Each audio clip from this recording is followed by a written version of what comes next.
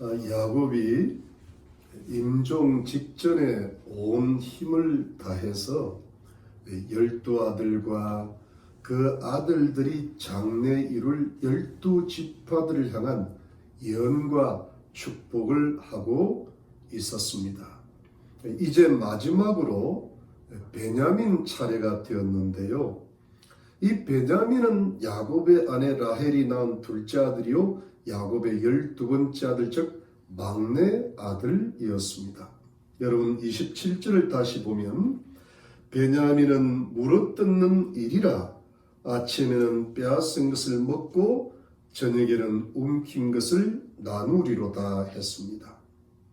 여러분 이 베냐민은 물어뜯는 일이라고 했습니다. 이것은 이 베냐민 지파의 성질이 포악하고 호전직이라는 그런 뜻인데요. 여러분 성경 사사기서 20장에 보니까 이 베냐민 지파의 몇몇 사람들이 레인의 처백에 악행을 행했을 때 베냐민 모든 그 지파 사람들이 그 잘못을 뉘우치지를 않고 오히려 이스라엘 전체 지파들을 상대로 해서 전쟁을 했는데 지는 바람에 베냐민 지파 모두가 멸망을 당할 뻔했던 위기가 있었죠. 그러니까 한 지파가 끝이 날 뻔했습니다. 그 지파가 베냐민 지파였어요.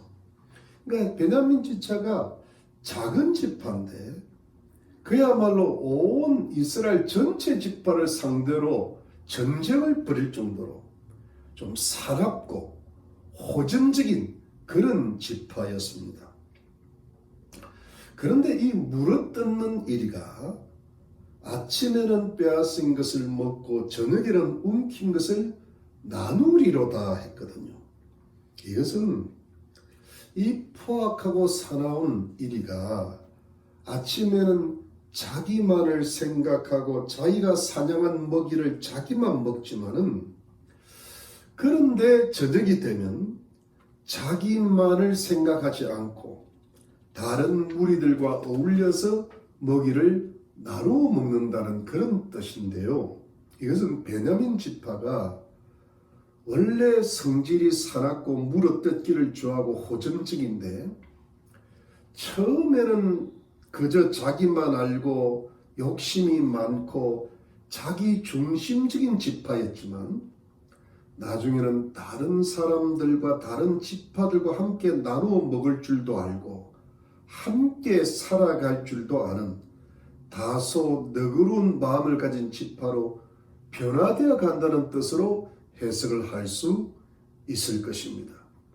여러분 사사기 때에 에훗이라는 왼손잡이가 베냐민 지파에서 나오는데 그게 사사가 되었는데 모압 왕 에글론을 이 왼손의 칼을 가지고 찔러 죽입니다. 다른 이스라엘 백성들과 함께 힘을 합해 가지고 모압을 패배시켜서 이스라엘 민족을 그 이후로 80년 동안이나 태평하게 만드는 그런 사사로 쓰임을 받았죠.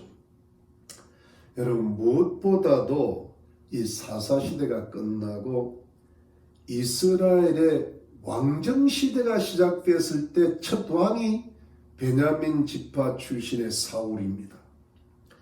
이 사울이 처음에는 굉장히 겸손했습니다. 그리고 용맹하기 짝이 없었죠. 온 이스라엘 지파를 모아가지고 길앗 야베스 사람들이 암몬한 나하스에게 굴욕을 당하고 그야말로 눈알이 뽑힐 정도의 그런 위기에 있을 때 구출을 해냅니다.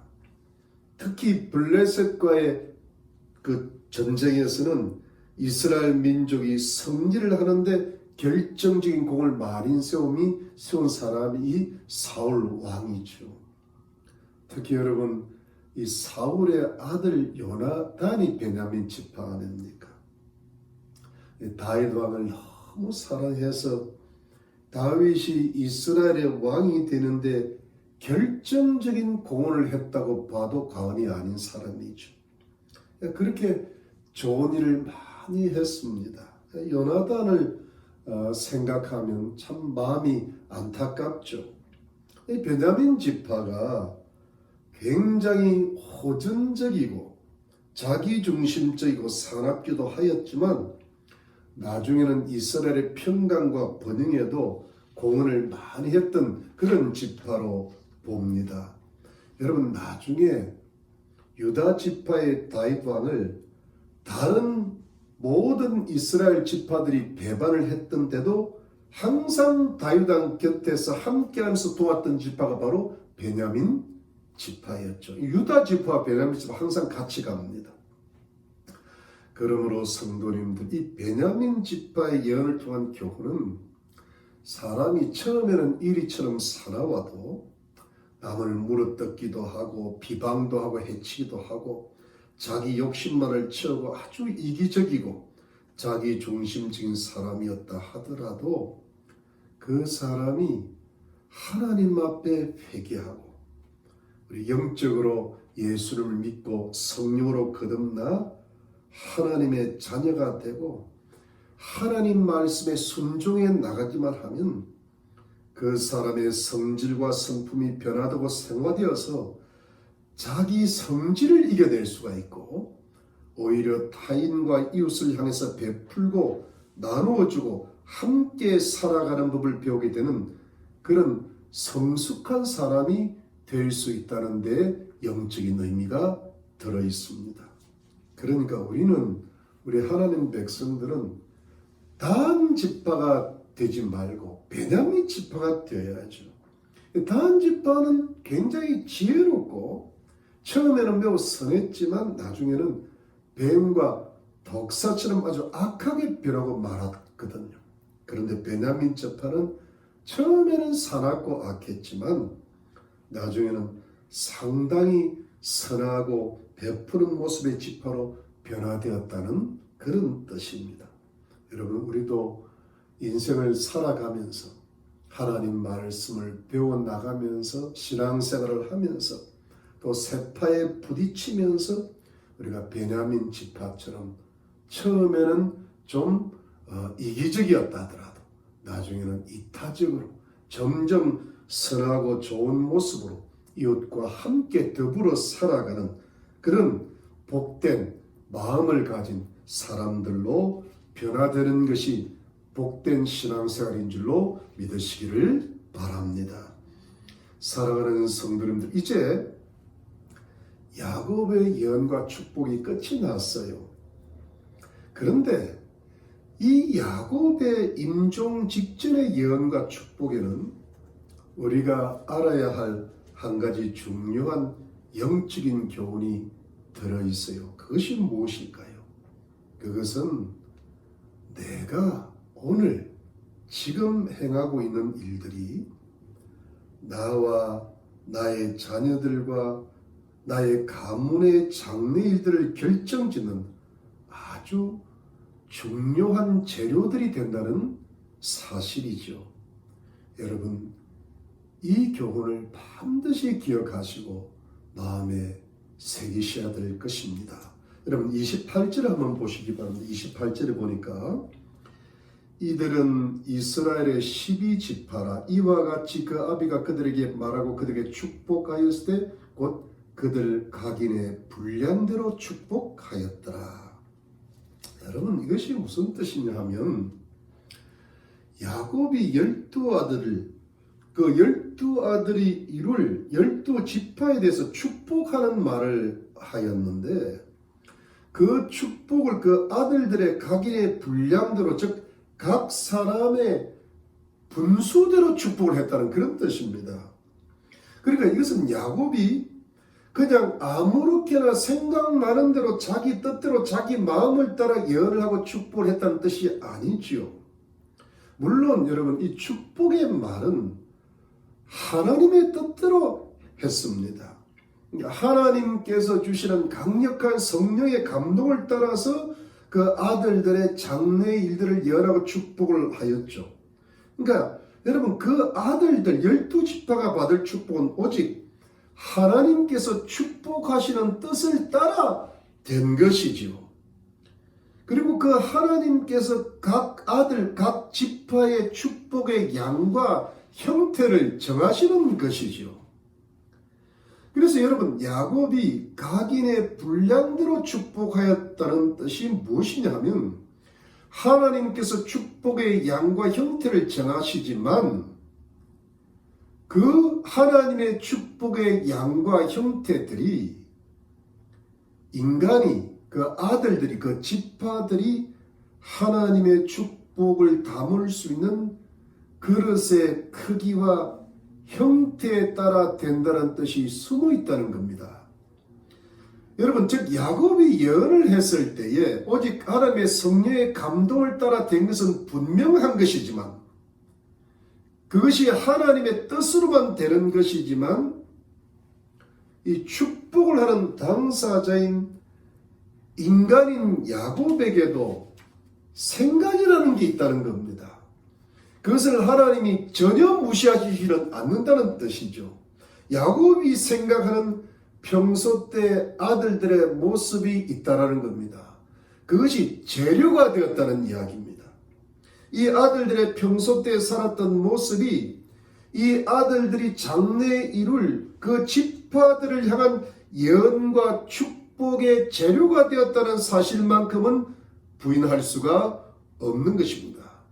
하나님이 인간을 통해서 축복을 하시기 때문에 그 인간의 지혜와 판단을 사용하신다는 뜻이죠. 여러분, 그러므로 이 창세기 49장 전체는 야곱의 예언과 축복이 12아들들을 향한 말씀인데, 우리가 마음에 항상 새겨야 될 하나님의 교훈이 무엇인가 하면 그것은 이것입니다.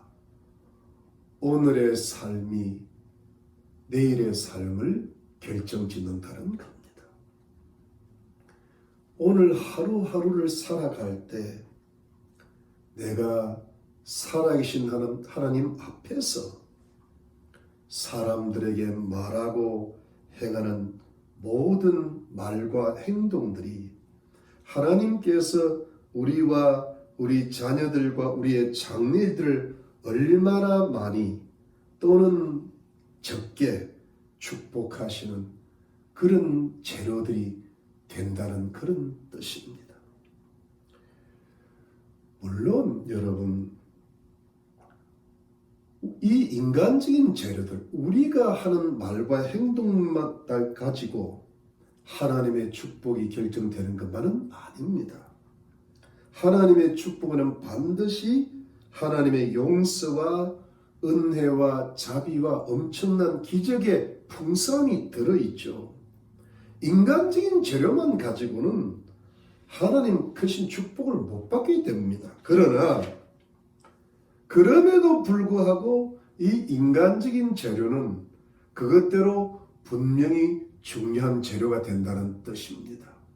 이 인간적인 재료가 중요하다는 것을 항상 우리의 마음에 새기시고 기억을 하시는 것이 아주 지혜로운 삶을 살아가는 비결이 되는 것입니다. 그 지혜가 뭡니까? 내일을 먼저 생각하기 전에 오늘을 올바로 살아가는 겁니다. 오늘 내게 주신 그 일, 어떤 그 사람, 그 모든 사건 속에서 어떻게 하나님 앞에서 내가 사느냐는 겁니다. 내가 오늘이 주일인데 오늘 내가 하나님께 어떤 예배를 드리냐는 겁니다.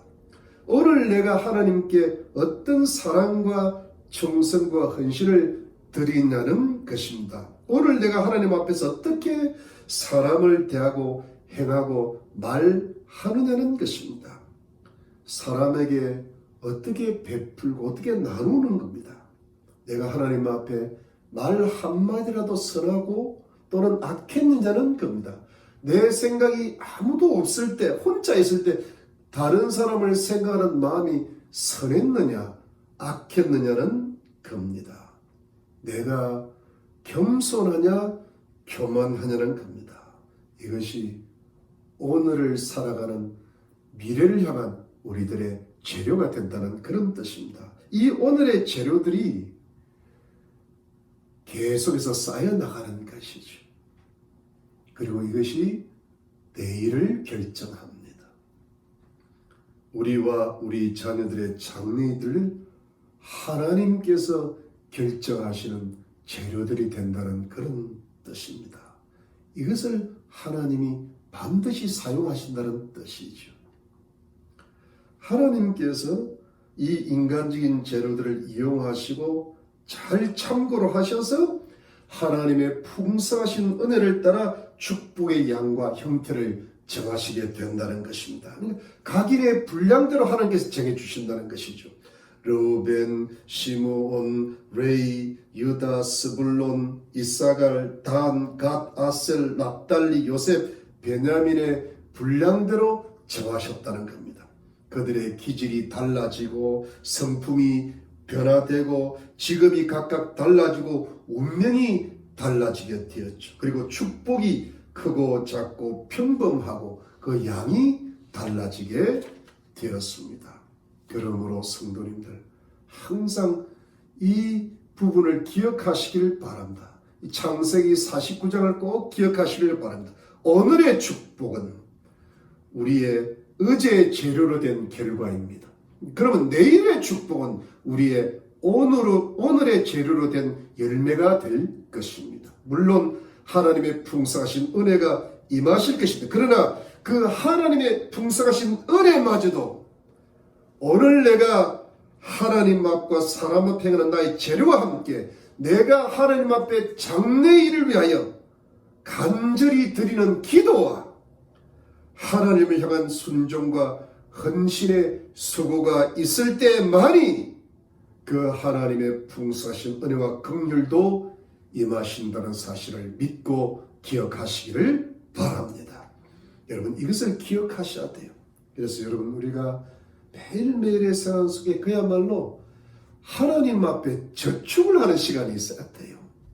기도도 저축이에요. 쌓는 거잖아요. 말씀을 읽는 것도 저축이요. 타인에게 베푸는 것도 저축이에요.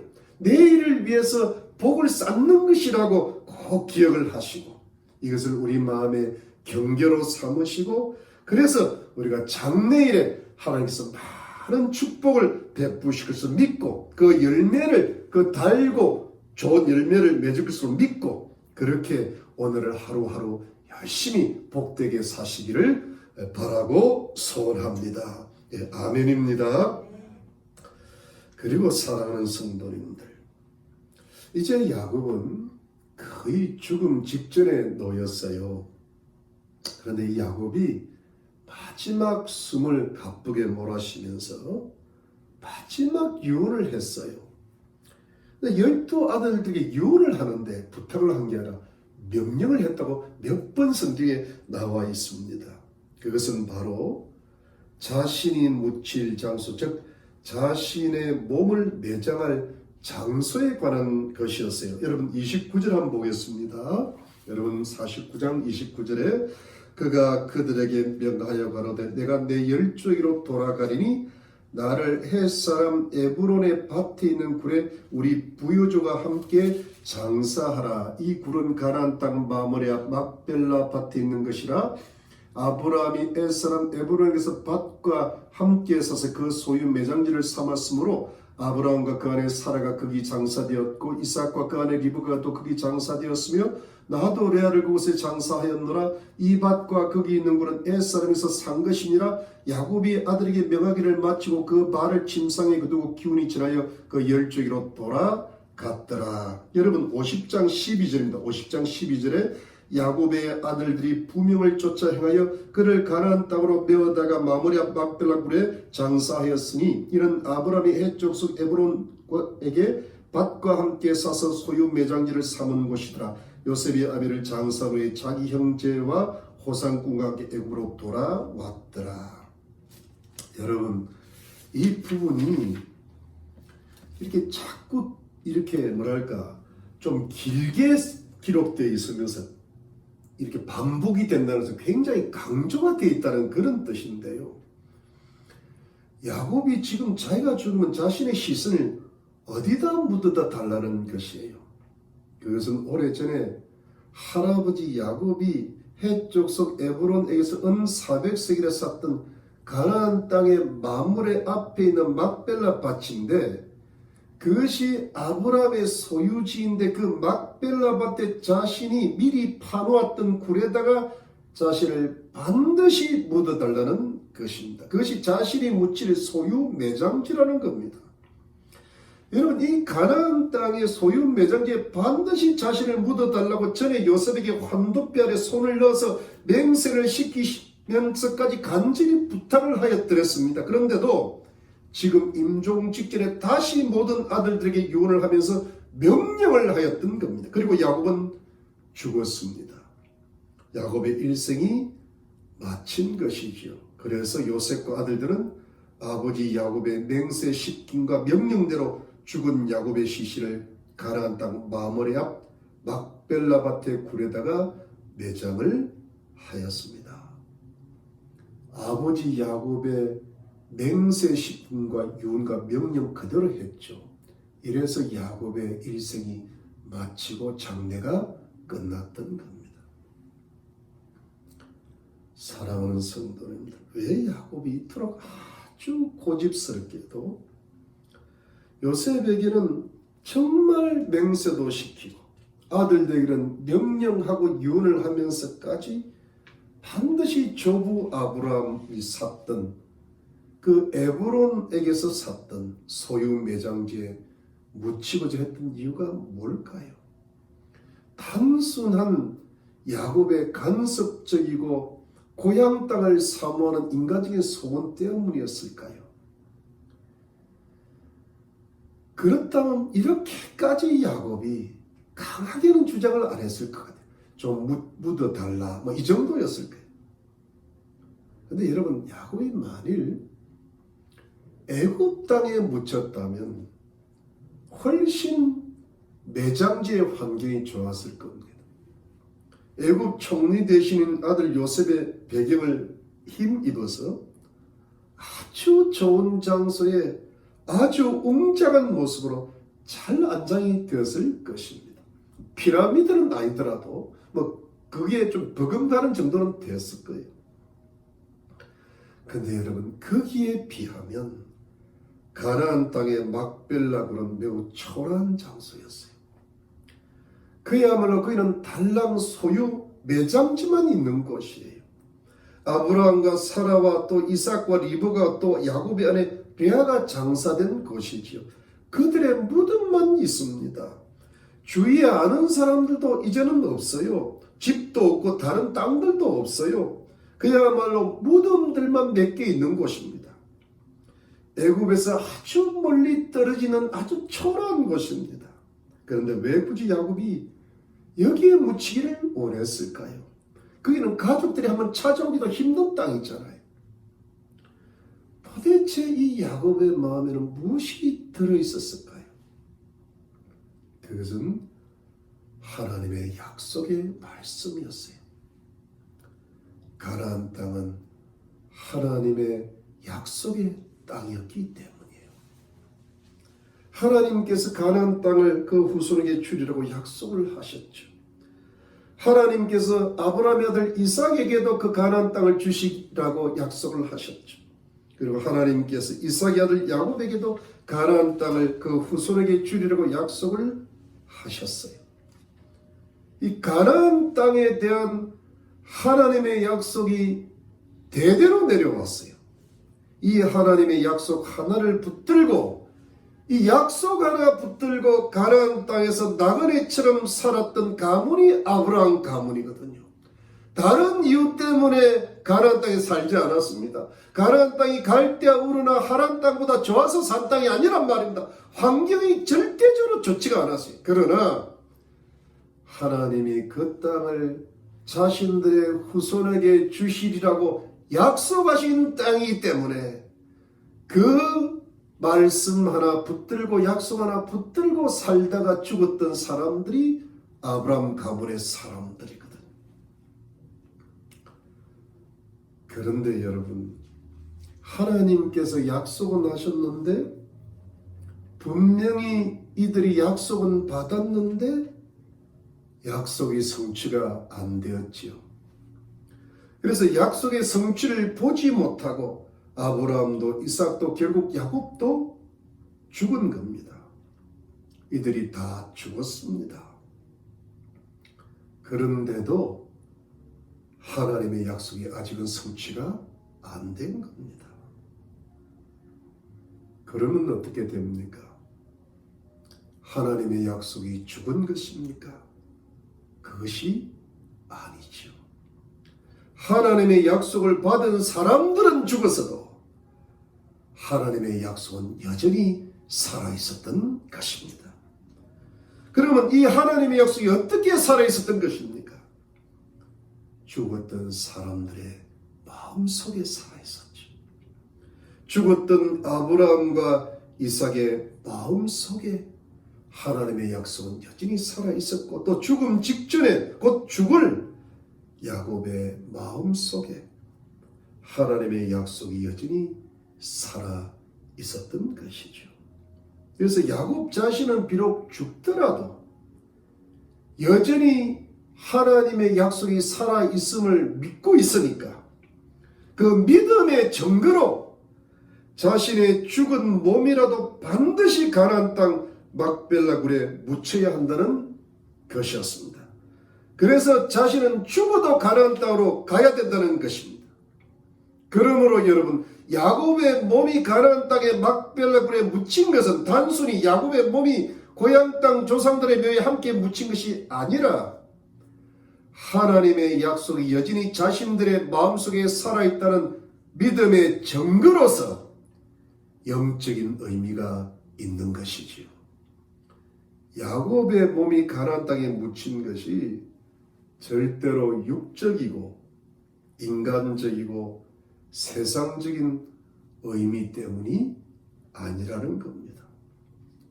죽음 자체가 매우 신령하고 아주 영적인 의미가 들어있다는 뜻이죠.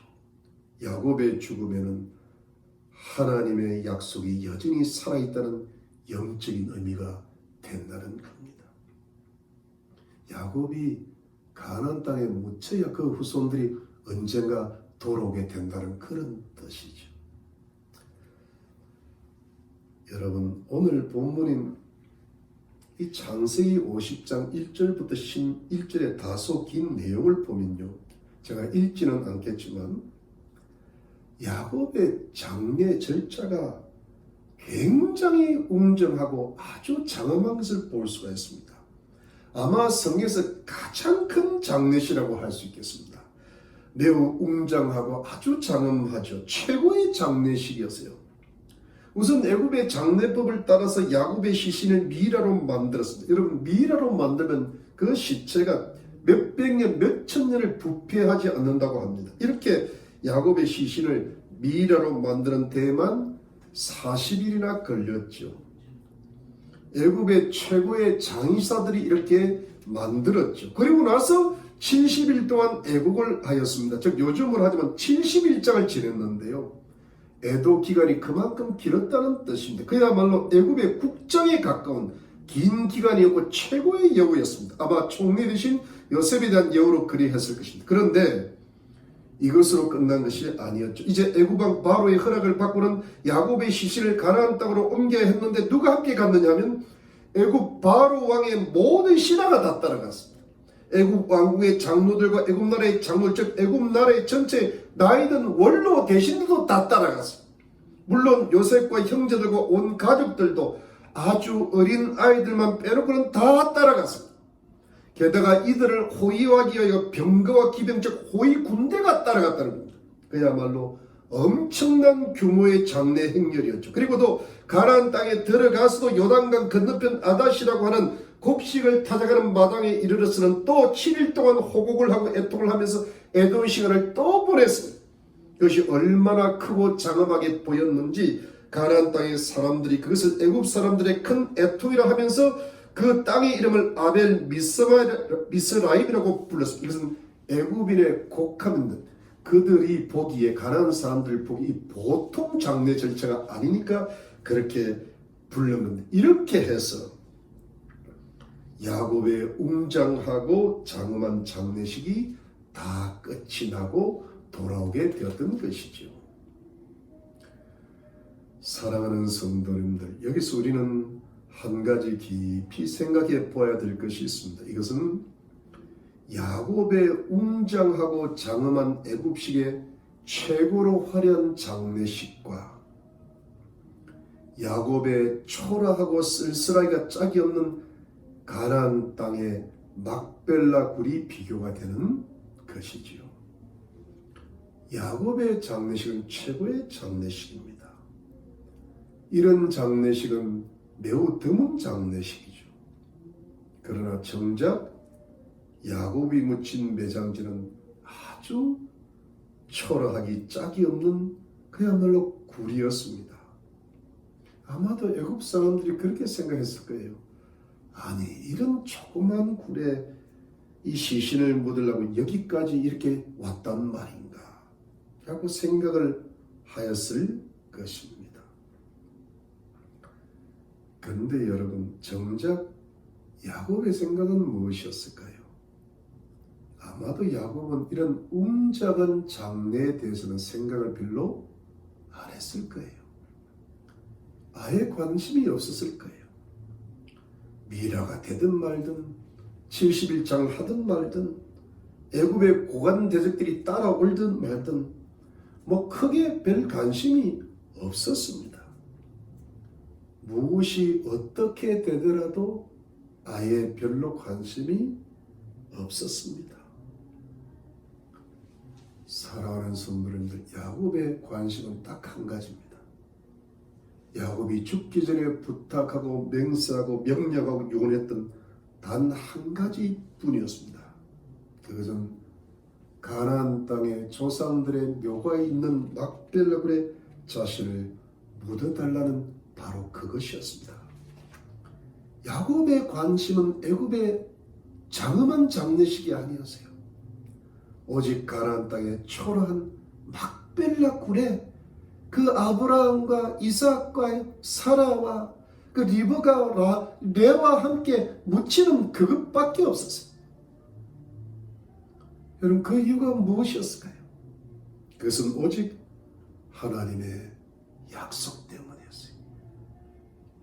야곱 자신이 하나님의 살아있는 약속을 믿는다는 믿음의 증거를 하고자 했던 그것뿐이었어요.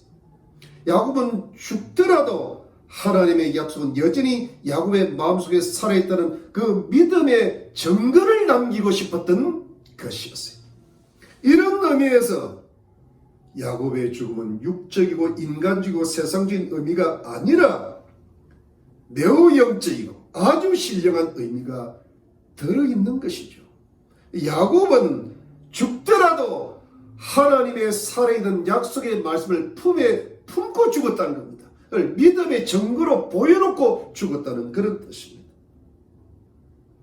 그러면 이 야곱의 죽음이 이렇게 영적이고 신령한 의미가 있게 된 이유가 무엇이었을까요?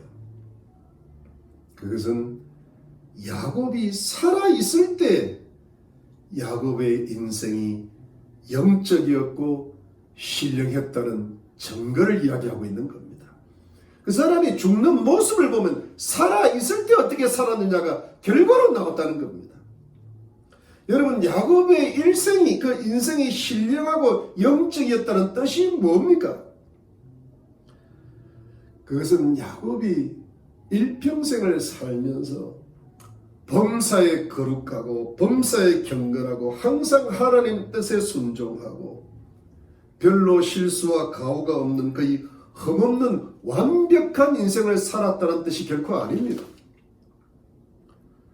여러분, 어찌 보면 야곱은 그 어떤 성경의 인물보다도 흠이 많고 인간적인 약점이 참 많았던 인물이에요. 태어날 때부터 쌍둥이 형 에서의 발꿈치를 잡고 태어날 정도로 아주 성질이 좀 야비하고 비겁하고 이기적이고 자기중심적이고 그런 인물이에요. 그러니까 여러분, 오늘 베냐민 지파 이야기했는데 야곱의 이 성질이 베냐민한테 간 게 아닌가 싶습니다. 물어 뜯는 일인 거예요. 남을 속여서 빼앗고 거짓말도 잘하고 아주 계산이 아주 빨랐어. 하나님을 믿는 신앙이 있었고 하나님 은혜도 많이 받았지만 언제라도 하나님의 뜻을 저버리고 자신의 뜻과 욕심을 앞세울 수 있는 인물이 야곱이었어요. 하나님을 믿었지만 신앙적으로, 인격적으로, 가정적으로, 사회적으로 아주 약점이 많은 약점투성의 인물이었죠. 어떻게 믿음의 조상이 이 모양인가 이런 인물이가 할 정도로 의심이 가는 인물이 야곱입니다. 그런데 어떻게 이런 인물이 아주 신령하고 영적인 삶을 살았고 또 남을 축복할 줄 아는 삶을 살았고 이 마지막 죽는 순간에도 죽음조차 믿음의 정로로 남길 만한 그런 사람으로 살다가 갔을까요? 어떻게 야곱이 하나님 앞에서 위대하고 신령하고 인격적인 삶을 살다가 하나님의 살아있는 약속을 믿음으로 붙들고 신령하고 위대한 죽음으로 하나님 앞에 갈 수가 있었을까요? 야곱 인생의 그 위대한 비밀이 무엇이었을까요? 사랑하는 성도님들, 그것은 야곱이 일평생 하나님을 향한 관심과 열망이 아주 많았고 컸기 때문이라고 보는 것입니다. 이 야곱이라는 사람의 인물의 특징이 하나님을 향한 관심이 많았어요. 그리고 하나님을 향한 열망이 컸어요. 여러분, 물론 이렇습니다. 야곱의 기질 자체가요 매우 세속적입니다. 아주 세상적이고 심지어 악한 기질을 갖고 태어났어요. 그러나 야곱은 이 모든 것까지라도 하나님과 관련을 자꾸 시키려고 했어요. 여러분, 형 에서의 장자권을 빼앗은 것도 그 장자권을 빼앗으면 세상적인 이권이 있죠. 그런데 거기는 하나님께 제사를 드릴 영적인 제사장권이 있었어요. 가정에 아버지 이삭의 축복을 거짓으로 가로챘죠. 그 축복도 하나님께서 주시는 기도의 축복이었어요. 삼촌 라반의 재산에서 자기 재산을 챙길 때에도 한편으로는 라반을 속였지만 한편으로는 꿈에 하나님께서 나타나셔서 자기를 도우셨다고 했습니다. 그러니까 야곱의 일생이 이 세상에서의 일과 하나님의 거룩한 뜻이 이렇게 좀 어지럽게 뒤섞여 있던 듯한 그런 느낌이 듭니다. 그래서 여러분, 굳이 야곱의 영혼과 정신의 상태를 영과 혼이라는 이분법으로 한번 분석을 해보니까 야곱의 영은 하나님께로 쏠려 있고 야곱의 혼은 세상 쪽으로 쏠려 있습니다. 정반대쪽으로 쏠려 있어요. 그러니까 어떻게 되었겠어요? 야곱의 영과 혼이 원래 붙어 있는데 뒤섞이면서 자꾸 불협화음을 일으키는 겁니다. 서로 정반대, 각자 반대편으로 끌어당기는 겁니다. 그러니까 어떻게 되었어요? 야곱의 인생이 아주 험악하게 된 겁니다.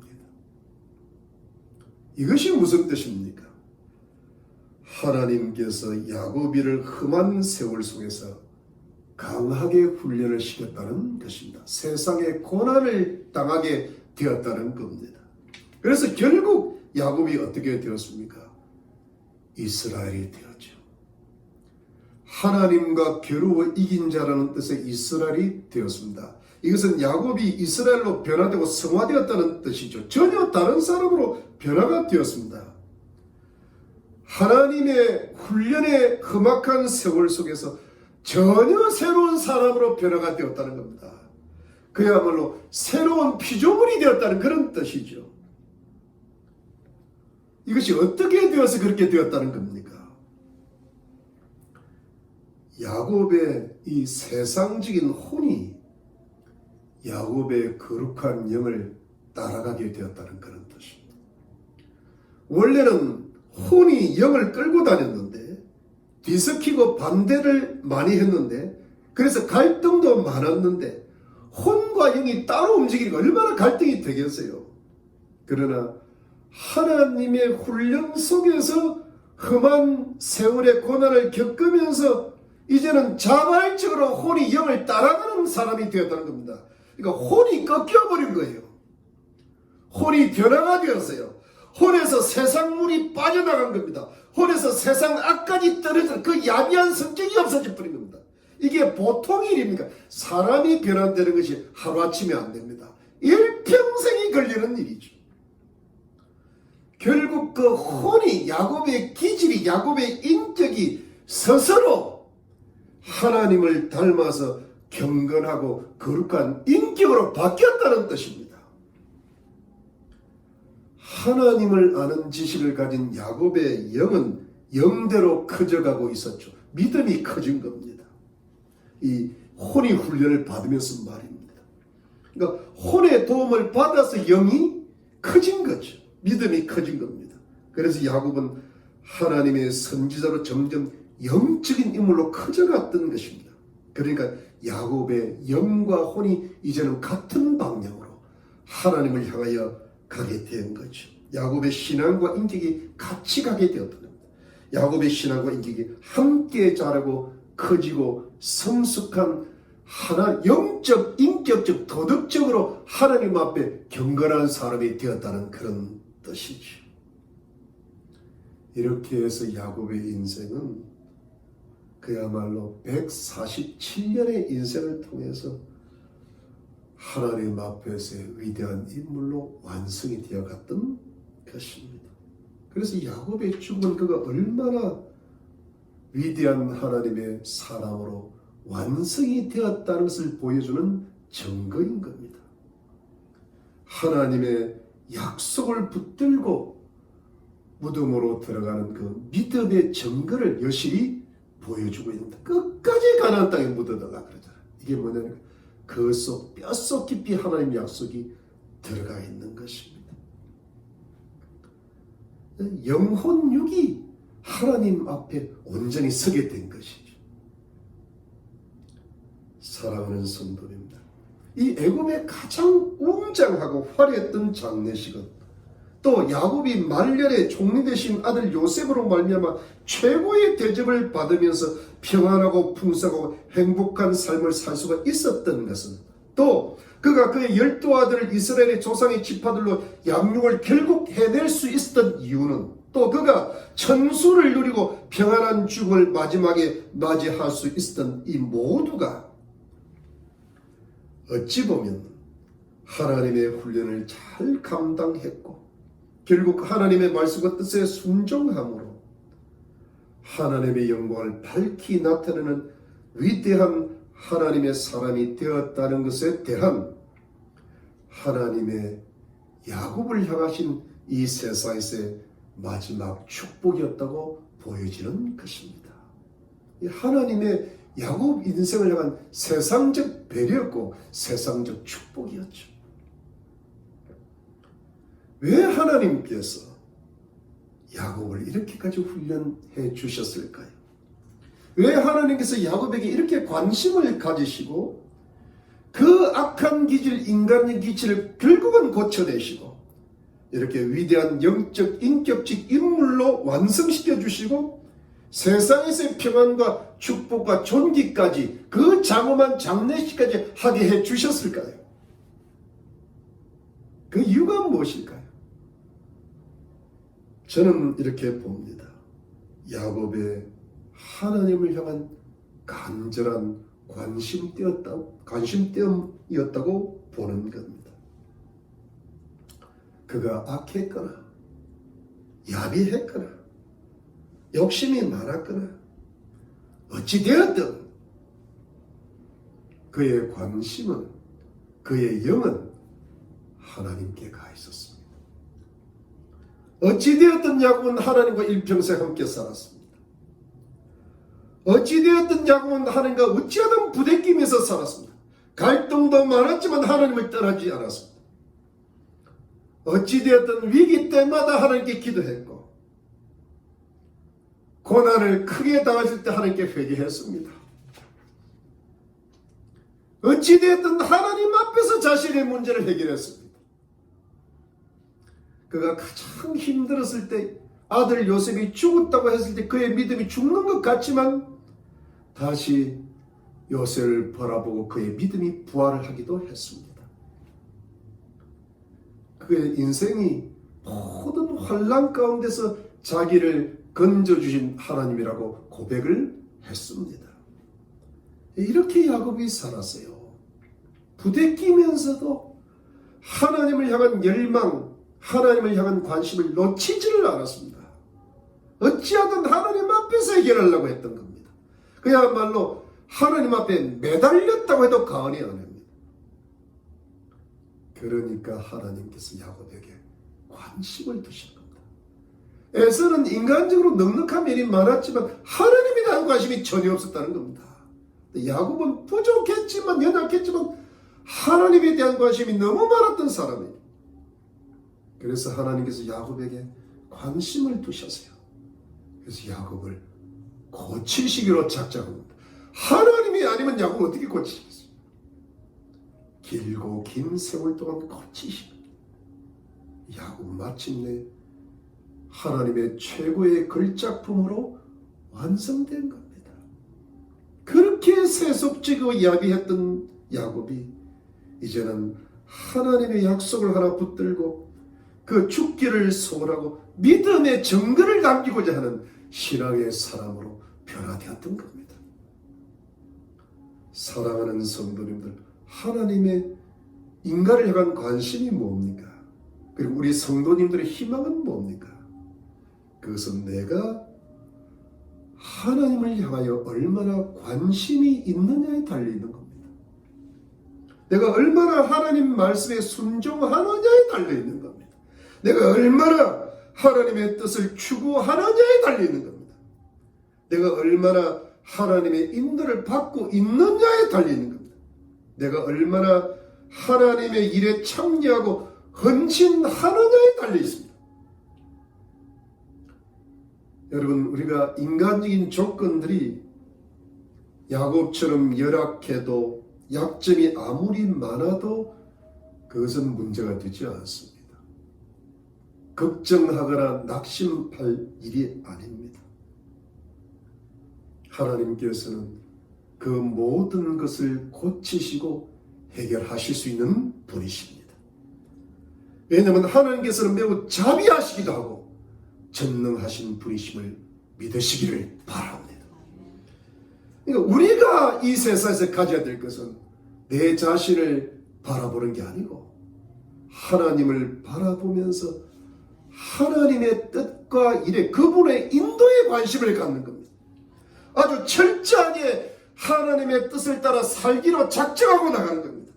아주 뜨겁게 하나님을 사랑하기로 내 영혼을 다하여 열망하는 겁니다. 마음을 다하고 뜻을 다하고 힘을 다하고 심지어 목숨을 다해서라도 하나님을 사랑하는 것에 내 인생을 거는 겁니다. 내 영과 혼과 육이 하나님의 전신갑주로 완전 무장이 되어서 하나님의 말씀과 성령으로 충만하기를 소원하고 기도해 나가는 겁니다. 나는 부족하고 연약하더라도 나 때문에 내가 낙심하지 말고 내 상황 때문에 내가 걱정하지 말고 오히려 하나님께서 이 모든 것을 인도하시고 고치시고 해결해 주시고 복을 주실 믿고 하나님 앞에서만 올바로 살려고 노력하는 겁니다. 하나님 앞에서 올바로 살고 노력함으로써 인간관계에서 하나님의 뜻대로 살려고 노력해 나가는 것입니다. 이렇게 살아갈 때 하나님께서 요셉처럼 야곱처럼 다니엘처럼 다윗처럼 항상 일평생 함께해 주시는 겁니다. 그들에게 고난이 없다는 뜻이 아닙니다. 고난은 하나님의 사람으로 훈련시키는 하나의 과정입니다. 그렇지만 하나님은 어디든지 가서 함께 하시고 그 훈련이 다 끝이 나면 어디로 가든지 함께 하시고 승리를 주시고 형통케 하시는 분이 하나님이신 것을 믿으시기를 바랍니다. 하나님이 해결해 주시는 겁니다. 그래서 하나님께서 과거의 내가 아닌 새로운 나로 만들어 주시는 겁니다. 하나님께서 과거의 가정과 가문이 아닌 새로운 가정과 새로운 가문으로 만들어주시고 재창조를 해나가신, 치유를 해나가신, 그리고 우리의 인생이 하나님의 영광을 나타내는 데 있어서 살아있으면서 심지어 죽는 그 순간까지도 하나님의 말씀과 약속을 믿고 그 믿음의 정근을 남기고 하나님 나라로 가기를 원하시는 분이 하나님이신 것입니다. 그럼 이 세상에서도 반드시 하나님께서 그 사람을 축복하시고 평안하게 살게 해 주실 줄로 믿는 것입니다. 여러분, 오늘 내가 행하는 것이 내일의 미래의 나를 향한, 우리 가정과 가문을 향한 하나님의 축복으로 믿으시고 바로 오늘을 하나님을 향한 관심과 뜨거운 열망을 가지고 살아가셔야 됩니다. 하루하루 하나님 앞에서 최선을 다하려고 노력하는 겁니다. 그러면 하나님께서 나를 바꾸어 주시고 나의 미래와 나의 가정과 나의 가문을 바꾸시고 우리 교회를 새롭게 하시고 축복해 주실 것을 믿으시기를 예수 그리스도 이름으로 축원합니다. 기도하겠습니다. 하나님 감사합니다. 야곱의 12아들의 축복을 보면서 그 믿음의 분량대로 축복하는 것을 보면서 하나님이 축복하시지만 우리가 하루하루를 어떻게 살아야 된다는 교훈을 되새기게 해주셔서 감사합니다. 야곱의 죽음의 믿음의 증거를 보면서 참으로 잘못되고 야비하기까지 했던 야곱이 이렇게 아름답고 영적으로 신령한 삶을 마칠 수 있다는데 감격이 있고 기적이 있고 놀라움이 있습니다. 주님, 우리가 하나님 앞에 관심을 가지고 매일매일을 살아간다면 하나님이 우리를 요셉처럼 야곱처럼 축복을 해주시고 하나님께 영광 돌리는 아름다운 삶으로 변화시켜 주실 줄로 믿습니다. 이것이 우리를 향한 하나님의 뜻이고 우리 자녀들과 우리 자녀의 장래일과 우리 교회와 우리 성도들 향한 하나님의 거룩한 뜻인 줄로 믿습니다. 이 뜻에 우리의 관심에 초점을 가지게 하시고 하나님의 일에 관심을 가지게 하시고 열심히 오늘 하루하루를 살아가게 도와 주시옵소서. 우리의 앞날을 고치시고 축복해 주실 줄로 믿습니다. 장엄한 장미의 힐리처럼 우리의 아름다운 삶이 아름답게 맞춰질 줄로 믿습니다. 주여 우리들을 도와주시옵소서. 주의 거룩한 백성들을 축복하시고 가정마다 평강을 주시고 산업마다 축복을 주시고 우리 자녀들의 영혼력이 잘되게 하시고 하나님을 경외케 하시고 우리 성도님들을 모든 범사에 축복하시고 각인의 분량대로 축복하신다는 하나님의 뜻을 깨달아서 계속적으로 주님을 뜨겁게 사랑하게 도와주시고 그래서 사람 앞에도 잘 살게 도와주시고 우리 희망교회 모든 성도님들이 주 안에서 복을 받게 하시고 야곱처럼 아름다운 인생을 살아갈 수 있도록 인도해 주옵소서. 주님, 코로나가 계속되고 있지만 교회가 속히 열리게 하실 줄로 믿습니다. 우리가 교회로 다시 모일 때는 정말 아름다운 교회를 함께 이루어 나가게 하시고 우리 희망교회가 참으로 부흥하는 30배, 60배, 100배의 결실이 맺는 복된 교회로 만들어 주시옵소서. 감사드리고 예수님 이름으로 기도드렸습니다. 아멘. 여러분, 우리 오는 화요일날 23일날 우리 성경 공부 줌 공부가 있습니다. 빠지지 마시고 나더라도 꼭 참석하시고 주의 말씀을 뜨겁게 사랑하실 수 있기를 바랍니다. 여러분, 가족들, 이웃들, 나를 위해서 매일 성경, 매일 기도 꼭 잊지 마시고 무릎 꿇고 기도하시고 항상 깨어 있으시기 바랍니다. 하나님의 축복이 임하실 줄로 믿습니다. 건강하십시오. 축도하겠습니다. 지금은 예수 그리스도의 놀라우신 은혜와 하나님 아버지의 지극하신 사랑과 성령의 위로와 교통과 충만하심이 늘 하루하루를 하나님 앞에서 올바로 살아가고 하나님을 향한 관심을 가지고 열망을 가지고 살아가면서 미래의 아름다운 일들을 쌓아가기로 다짐하는 하나님의 거룩한 백성들과 가족들과 이웃들 머리머리 위에 지금으로부터 영원토록 함께 계실지어다. 아멘.